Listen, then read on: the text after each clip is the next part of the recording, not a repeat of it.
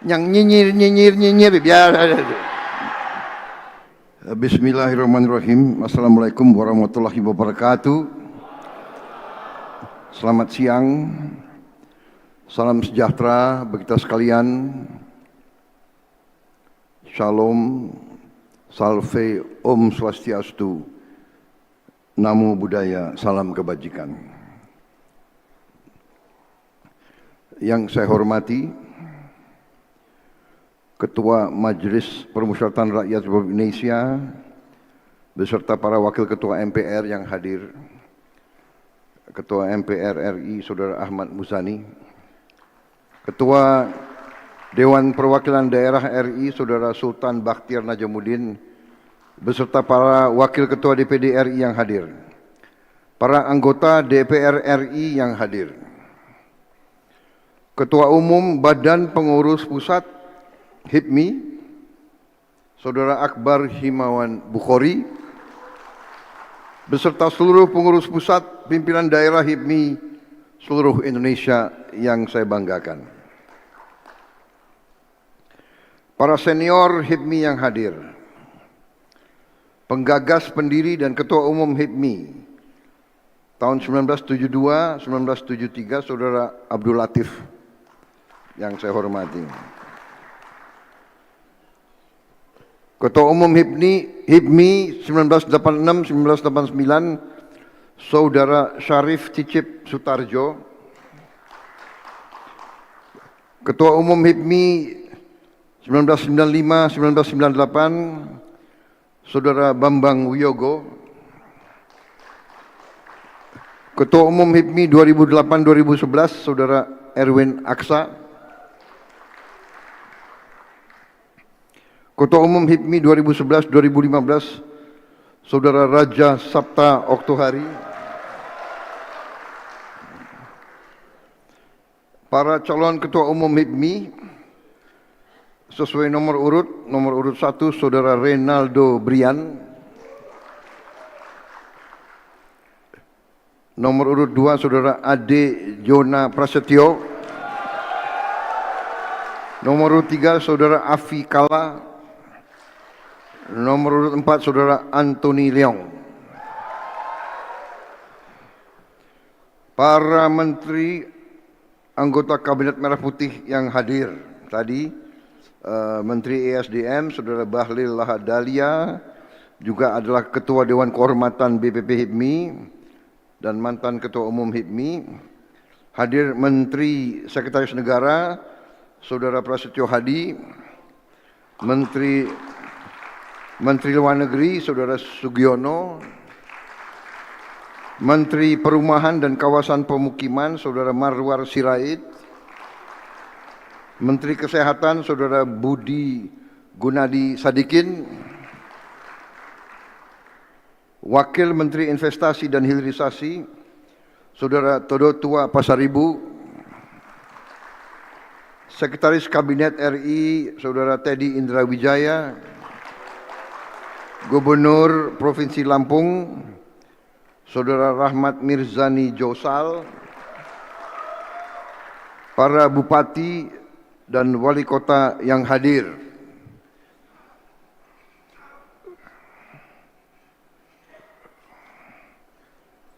yang saya hormati seluruh hadirin undangan dan rekan-rekan pers media yang hadir.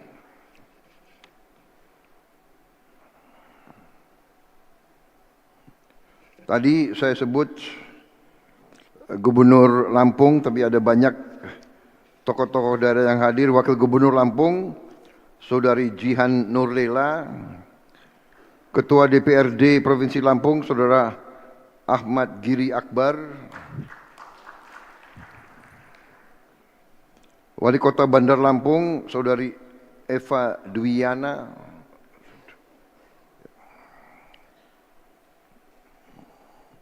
Wali Kota Metro Saudara Bambang Imam Santoso, Bupati Lampung Barat Saudara Farusil Mapsus, Bupati Lampung Timur Saudari Ella Siti Nurmaya, Bupati Lampung Utara Saudara Hamartoni Aharis, Bupati Lampung Selatan, Saudara Dityo Egi Pratama, Bupati Pringsewu, Saudara Rianto Pamungkas, Bupati Pasawaran, Saudari Nanda Indira Bastian, Bupati Tanggamus, Saudara Muhammad Saleh Asnawi, Wakil Bupati Mesuji, Saudara Yugi Wicaksono, Wakil Gubernur Sumatera Barat hadir di sini. Oh, hadir juga. Ketua DPRD Banjarmasin, Saudara Rikfal Fakhruri.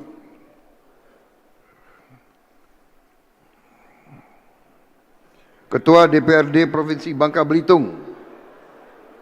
Ini absen semua nih. Wakil Ketua DPRD Bangka Belitung. Anggota DPRD Provinsi DKI Jakarta, Saudari Hilda Kusuma Dewi. Udah jauh-jauh datang gak disebut, gak enak ya. Bupati Muaro Bungo, Saudara Dedi Putra. Bupati Muaro Jambi, Dr. Bambang Bayu Suseno. Wakil Wali Kota Jambi, Saudara Diza Hazra Aljosa.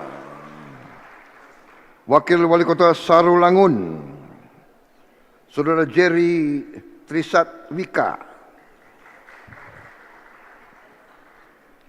Wakil Bupati Aceh Barat, Wakil Wali Kota Langsa, Saudara Muhammad Haikal. Saudara-saudara sekalian, ini banyak sekali ya.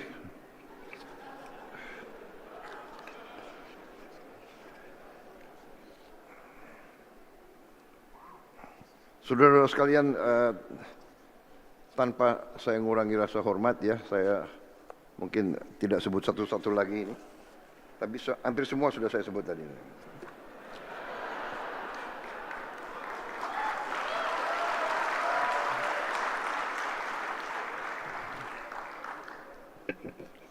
Para senior juga banyak yang nggak hadir di sini saya lihat. Karena saya kebetulan juga kenal dengan tokoh-tokoh HIPMI, karena mereka banyak yang saya kenal dari lama. Saudara-saudara sekalian, tentunya kita terus-menerus tidak henti-hentinya memanjatkan puji syukur kehadirat Allah Subhanahu wa taala, Tuhan Maha Besar. Kita masih diberi kesehatan, masih diberi karunia, bangsa kita diberi kedamaian, dan hari ini kita hadir bersama dalam acara Musyawarah Nasional Himpunan Pengusaha Muda Indonesia yang ke-18 tahun 2026. Saya diberitahu bahwa hari ini adalah hari ulang tahun HIPMI, tanggal 10 Juni 2026. Ya.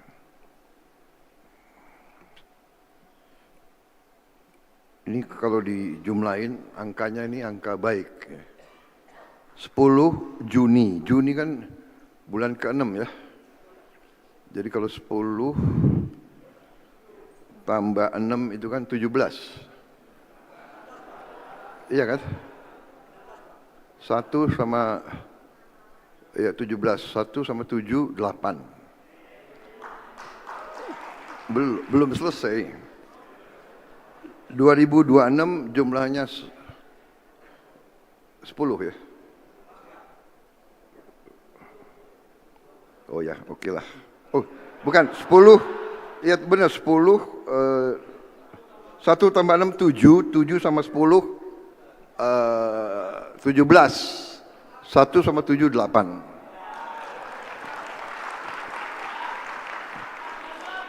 Makanya angka 8 itu angka selalu melekat sama saya. Makanya benar-benar sepertinya saya sama Hipmi agak cocok begitu dari dulu.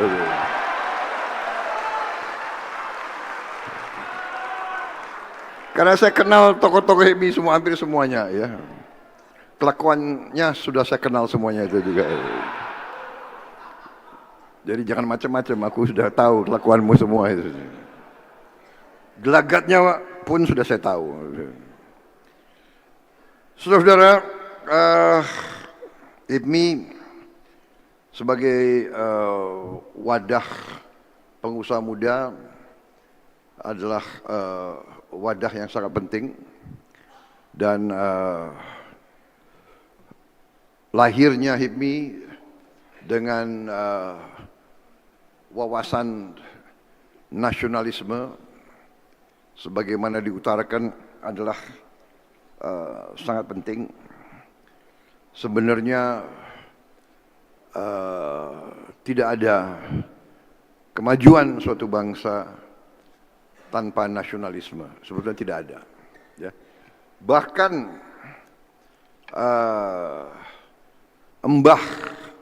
embahnya kapitalisme, ya, guru-guru kapitalisme sekalipun mengatakan bahwa pertumbuhan ekonomi hanya bisa datang dengan nasionalisme. Ya. Ada nggak itu ya slide-nya itu dari Profesor ada saudara Yuza? Udah bisa dipasang?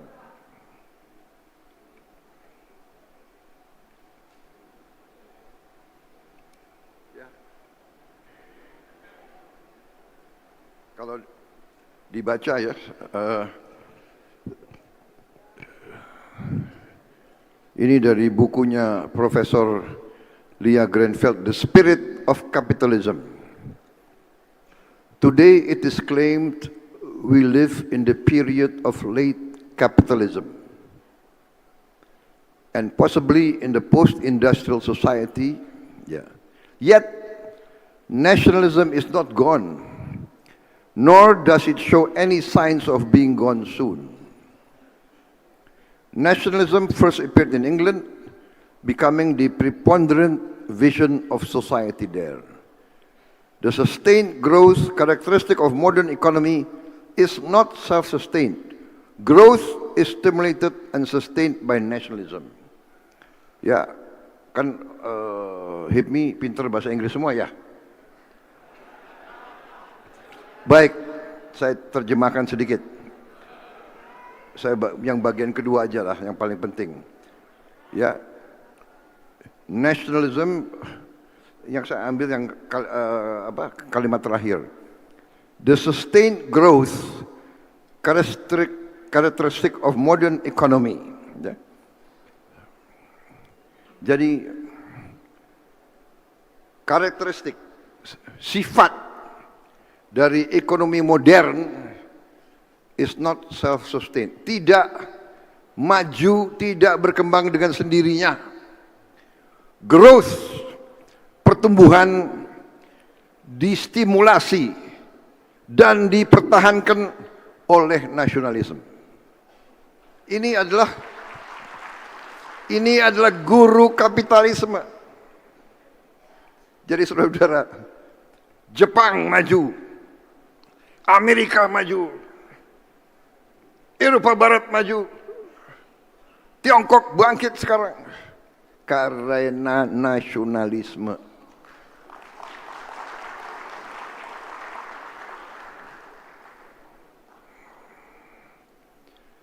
Jadi Hipmi tadi disampaikan oleh tokoh-tokoh Hipmi, hadir pendiri Hipmi di sini. Salah satu saya juga kenal, Pak Siswono. Nafas lahirnya adalah nasionalisme. Tapi saudara-saudara,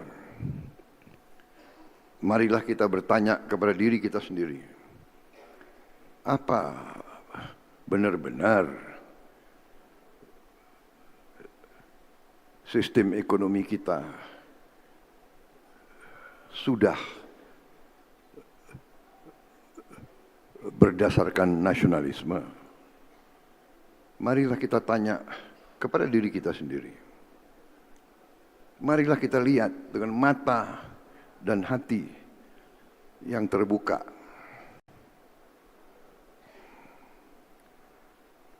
Dan kalau kita lihat dengan mata dan hati yang terbuka,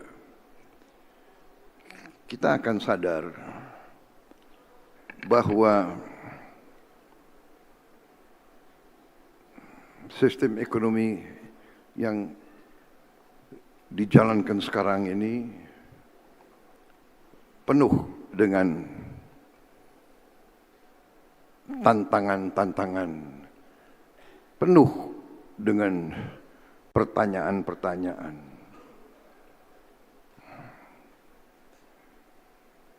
Jadi saudara-saudara,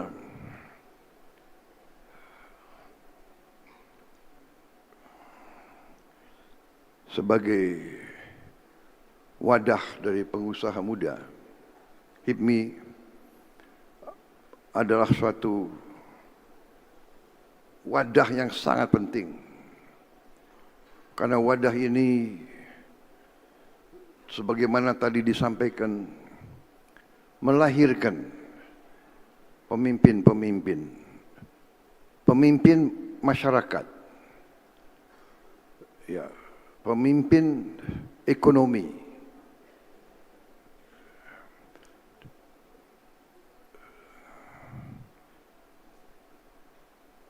Dan benar, coba berapa tokoh HIPMI yang muncul sebagai tokoh-tokoh bangsa, tokoh-tokoh nasional, ya. Pak Latif menjadi menteri, menjadi pengusaha pribumi besar. Pak Siswono juga berapa kali jadi menteri. Pak Bakri Menko, Pak Abu Rizal Bakri Menko, dan juga ketua partai politik besar, Partai Golkar, juga ketua Kadin kalau tidak salah ya, Pak Abu Rizal Bakri, Pak Erwin Aksa, sekarang Pak Bahlil Lahadalia, ketua umum Partai Golkar, partai yang besar. Beliau juga Menteri ESDM. Ya. Jadi saudara, demikian besar peran daripada HIPMI. Tapi di tengah peran besar itu, saya menghimbau saudara-saudara bersama-sama, marilah kita menatap keadaan bangsa kita dengan jujur. Saudara-saudara sekalian, menurut pandangan saya, menurut keyakinan saya, bahwa bangsa kita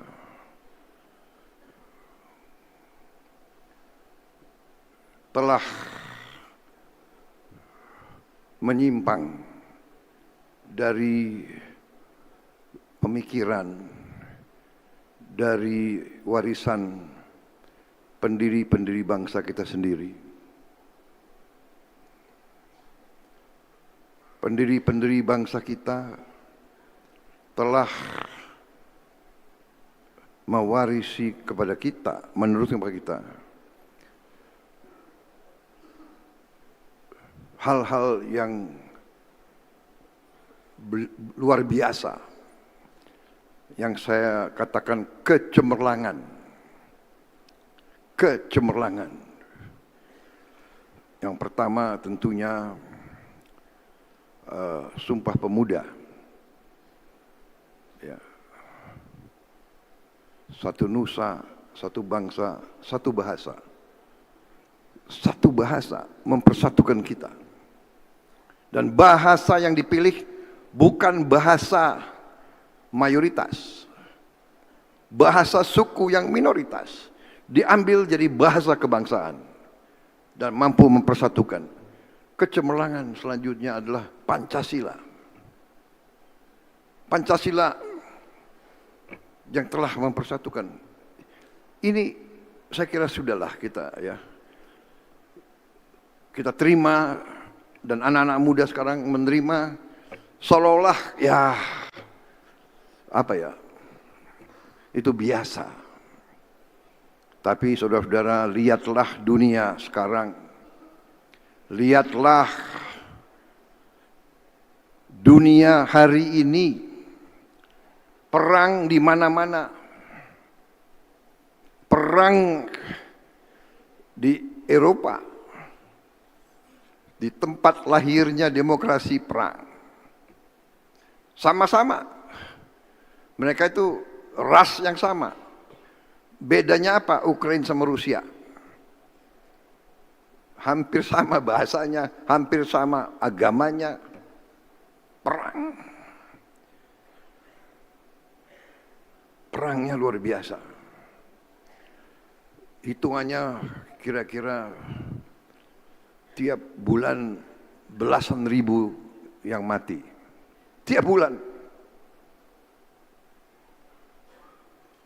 Belum lagi Gaza, belum lagi Palestina, Suriah, Irak, Libya, Sudan, Yaman, Somalia,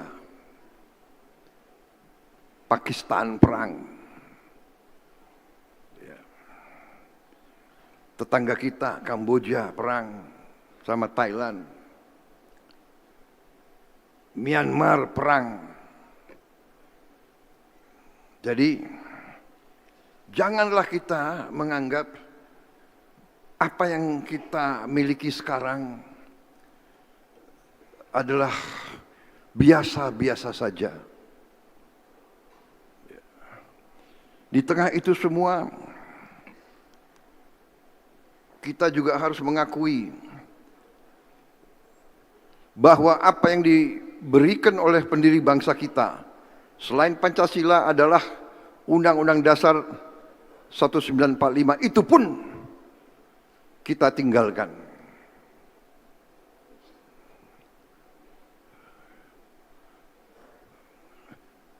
Pasal 33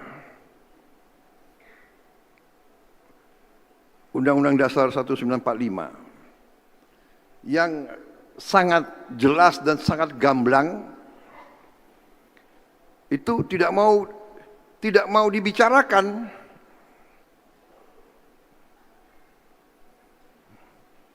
Tidak mau dibicarakan dan tidak mau apalagi diberlakukan. Jadi saudara-saudara HIPMI sebagai pengusaha muda, sebagai pelaku ekonomi, tadi disebut sebagian besar UMKM. Saudara harusnya bertanya, ya kan?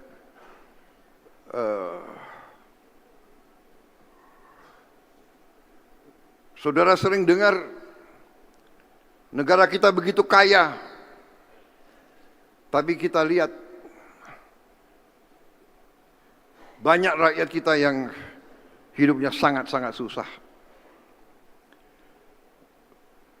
Masalahnya adalah menurut keyakinan saya bahwa kita telah meninggalkan sendi-sendi yang paling penting, yaitu sendi rancang bangun bangsa. Bagaimana kita mau mendirikan gedung tanpa suatu blueprint, tanpa suatu gambar teknis. Kalau kita menyimpang dari blueprint, dari cetak biru, kita menyimpang, gedung itu runtuh. Kita sudah diberi rancang bangun, blueprint. Tapi kita pura-pura bahwa itu tidak penting. Perekonomian disusun sebagai usaha bersama, berdasar atas azas kekeluargaan.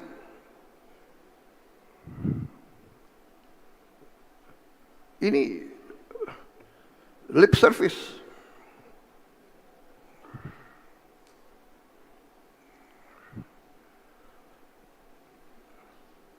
Yang dibesarkan adalah konglomerasi.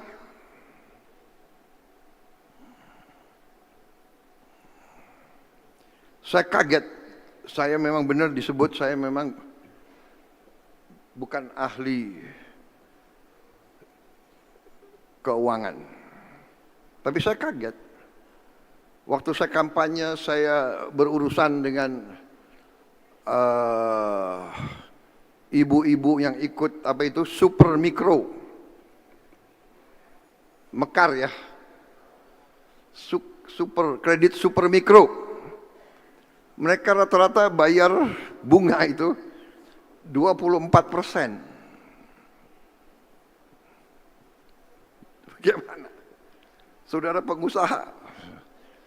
pengusaha besar pinjam uang dari bank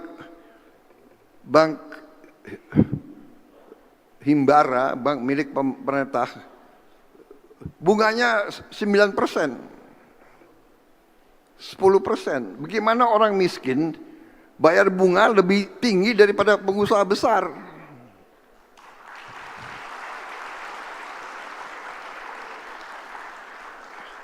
Jadi kejanggalan-kejanggalan ini saya coba luruskan.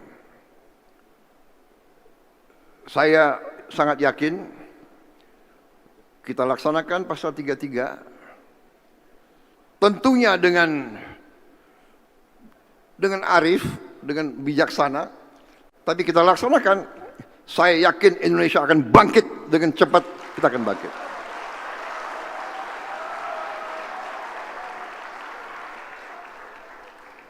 Saudara-saudara sekalian, kita diberi karunia luar biasa oleh Maha Kuasa. Tadi di video kalian itu, ya kan? Ada apa itu? Rute rempah-rempah. Dari dulu Nusantara kita didatangi karena kekayaannya. Ya. Negara-negara bangsa-bangsa asing itu datang ke sini waktu itu berbulan-bulan ke sini, bukan wisata. Dia ke sini mencari kekayaan.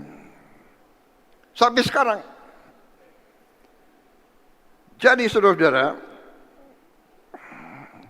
segala kekayaan kita, tantangannya adalah harus dikelola oleh kita dengan sebaik-baiknya, dengan secerdas-cerdasnya. Saudara-saudara,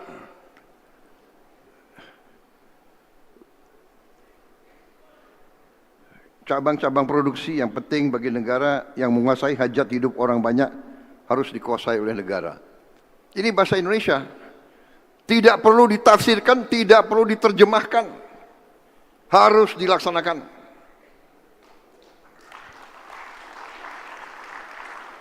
Bumi dan air dan kekayaan alam yang terkandung di dalamnya dikuasai oleh negara dan dipergunakan untuk sebesar-besarnya kemakmuran rakyat.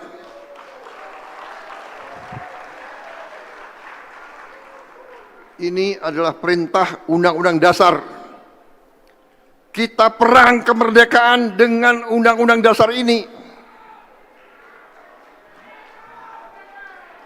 Dan logikanya, ini kekayaan kita.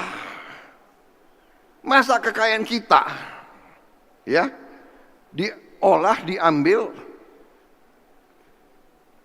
dijual ke luar negeri, hasil jualannya tidak ditaruh di Indonesia? Masuk akal atau tidak? Coba. Ya, kalau katakanlah saudara punya warung, setiap hari saudara jualan, ya, tiap hari saudara jualan apa saja di warungmu,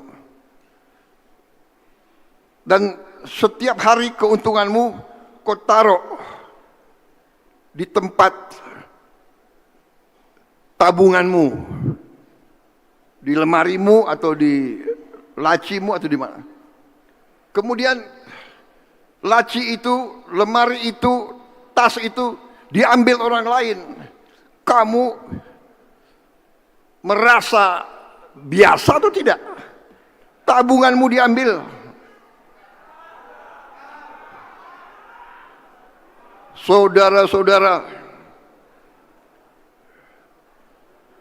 selama berapa puluh tahun tabungan Indonesia diambil dan uangnya tidak ditaruh di Indonesia, ditaruh di luar negeri.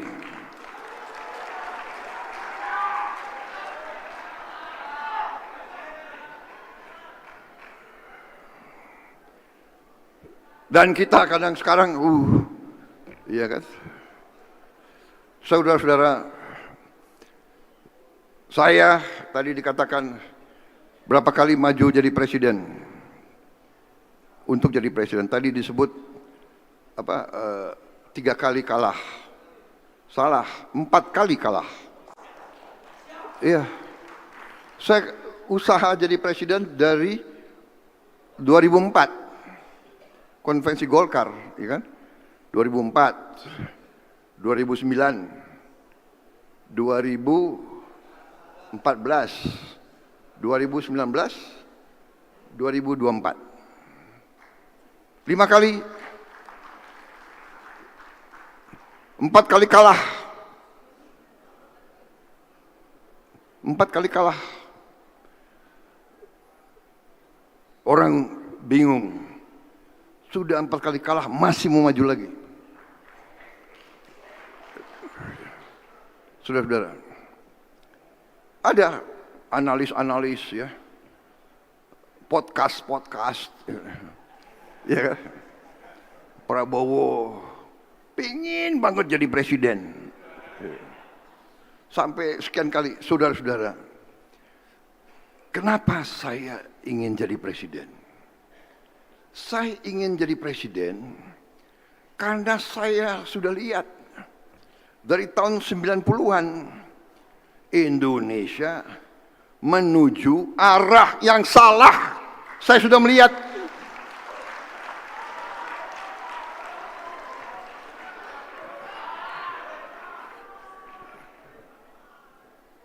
Saya bukan mau jadi presiden hanya untuk jadi presiden.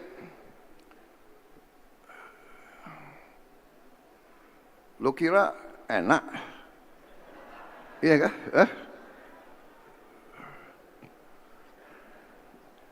Karena kadang-kadang masyarakat, elit kita ini elit yang memang kejam. Elit kita ini ya, tapi hampir semua elit bangsa-bangsa seperti kita ribut terus. Sukanya, elitnya suka ribut, rakyat tidak. Rakyat paling ngerti.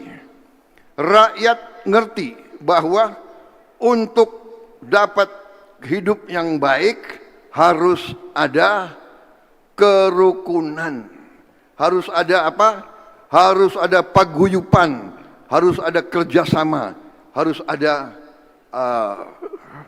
saling mengisi. Bukan saling menghantam. Tapi elit semakin pintar. Jadi ada presiden kayak Pak Jokowi yang jarang keluar negeri, disalahkan, ya kan? Jokowi nggak pernah keluar negeri. Jokowi tidak peduli politik luar negeri. Saya sering keluar negeri. Prabowo sering keluar negeri. Aneh gitu. Sebetulnya nggak ada masalah gitu, benar nggak? Situasi mungkin berubah. Sekarang dinamikanya geopolitik begitu kacau. Kita tidak tahu kawan siapa, lawan siapa. Kita beruntung, saya beruntung. Presiden Indonesia menerima warisan dari pendiri-pendiri bangsa kita, bahwa politik luar negeri Indonesia adalah politik non-aligned, politik non-blok. Kita bersahabat sama semua negara, kita bersahabat sama semua kekuatan. Kita tidak mau terlibat dengan fakta-fakta militer siapapun. Karena itu begitu saya menerima mandat sebagai presiden, saya langsung gariskan politik luar negeri kita meneruskan politik non-aligned, politik non-blok, politik bebas aktif. 1000 kawan terlalu sedikit, 1 lawan terlalu banyak. Ini adalah garis yang saya tempuh.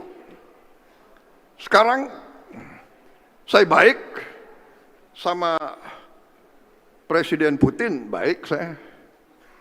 Tapi saya baik juga sama Presiden Trump. Di sini saya disalahkan, di situ saya disalahkan. Tapi nggak ada masalah. Saudara-saudara, noise selalu ada.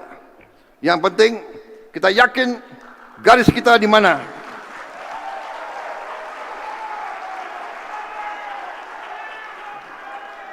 Selama saya yakin saya kerja untuk bangsa dan rakyat Indonesia, selamanya saya tidak ragu-ragu.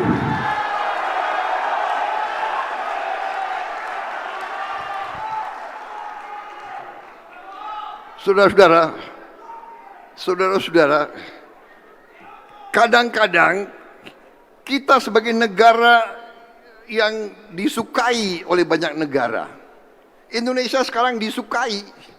Indonesia dicari karena Indonesia dikenal tidak mau punya musuh. Nah, sekarang saya tanya kepada saudara. Ya. Karena ada yang sok lebih pintar dari segala-galanya. Sudah. Bayangkan saya sebagai presiden Indonesia. Saya dipilih oleh rakyat untuk menjaga rakyat Indonesia. Sekarang kalau ada negara superpower, ya katakanlah Presiden Trump, mengundang saya ke Amerika, berani saya nggak datang? Hah? Kalau Presiden Amerika Serikat ngundang Presiden Indonesia dan Presiden Indonesia yang hadir, coba aja. Jadi saudara-saudara, sudah Presiden Amerika undang, Presiden Rusia undang juga. Gue nongol di Washington, gue nggak nongol di Moskow. Nggak bisa, saudara-saudara. Habis itu diundang lagi oleh Presiden Xi Jinping. Ya gue hadir, benar nggak? Diundang lagi oleh India. India 1,4 miliar orang. Pasarnya besar. Teknologinya hebat. Jadi Brazil sama. Jadi saudara-saudara, inilah risiko negara yang sahabatnya banyak. Kita Indonesia ini negara terbesar di ASEAN. Kita anggota APEC, anggota Konferensi Islam, OKI, sekarang anggota BRICS, anggota G20,